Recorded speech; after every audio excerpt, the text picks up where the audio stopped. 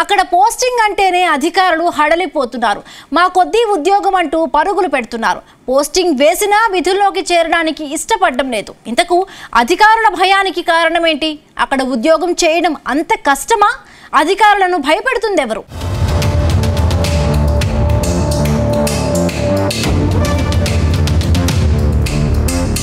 Tirupati urban తహసీల్దార్ posting అంటే నిన్న మొన్నటి వరకు అధికారులు పోటీ పడేవారు.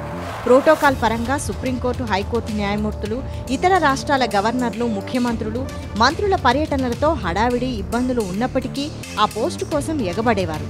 పర్యటనలకు సంబంధించి వాహనాలు, వసతి, భోజనాలకు ప్రభుత్వం నుంచి నిధులు రాకపోయినా సొంతంగా ఖర్చు పెట్టి మరీ విధులు నిర్వర్తించేవారు. కానీ ఇప్పుడు పరిస్థితి పూర్తి భిన్నం.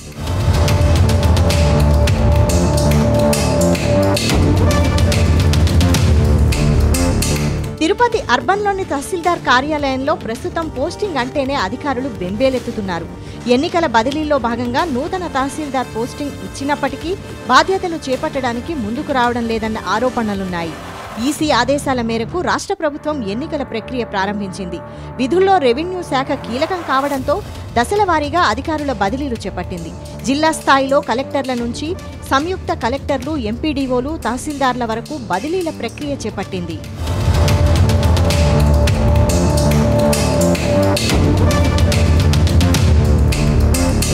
నూతన కలెక్టర్, సంయుక్త కలెక్టర్ బాధ్యతలు చేపట్టగా కొన్ని మండలాల్లో ఎంపీడీఓలు, తహసీల్దార్లు బాధ్యతలు చేపడుతున్నారు.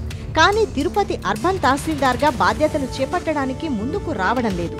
ఇక్కడ పనిచేసిన వెంకటరమణ కడప అర్బన్కు వెళ్లగా నూతన బాధ్యతలు చేపట్టాల్సిన వైఎస్ఆర్ జిల్లా ఎర్రగుంట తహసీల్దార్ ఏ నాగేశ్వరరావు ఆసక్తి చూపడం లేదని తెలుస్తోంది.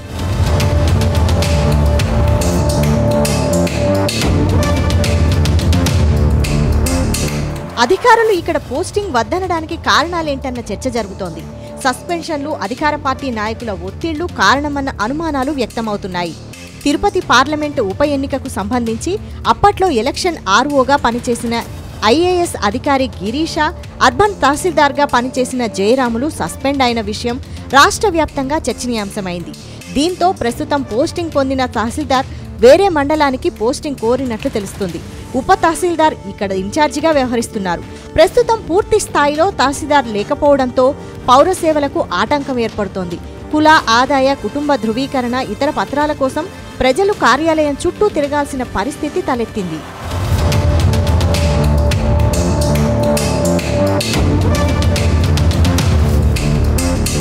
రాజకీయ ఒత్తిళ్లు తట్టుకోలేకే అధికారులు బెంబేలెత్తుతున్నారని టీడీపీ నేతలు విమర్శిస్తున్నారు. అలాంటి వారిపై ఎందుకు చర్యలు తీసుకోవడం లేదని ప్రశ్నిస్తున్నారు. డీటీని ఒక ముగ్గురు పైన చర్యలు తీసుకోవడం ఇవన్నీ జరుగుతూ ఉంటే కొంతమంది లీవులు పెట్టి వెళ్ళిపోతూ ఉన్నారు. దీనికి అంతటికీ కారణమైన మూల వ్యక్తులు, రాజకీయాల్లో ఉన్న వ్యక్తులపైన చర్యలు ఎందుకు తీసుకోవడం లేదు? ఎందుకంటే ఇలాంటి దీన్ని ప్రోత్సహించిన వారిపైన, దీన్ని దొంగ ఓట్లను కానీ, డూప్లికేట్ ఐడి కార్డుని కానీ సృష్టించిన వారిపైన వెంటనే పోటీ చేసేదానికి కూడా అర్హత లేకుండా ప్రకటించాల్సిన బాధ్యత ఎన్నికల కమిషన్ పైన ఉంది. కాబట్టి ఆ విధంగా నిర్ణయం చేయాలని తెలుగుదేశం పార్టీ పరంగా డిమాండ్ చేస్తాం. మొత్తం మీద తిరుపతి అర్బన్ తహసీల్దార్ పోస్టింగ్ ఇప్పుడు హాట్ టాపిక్ గా మారింది.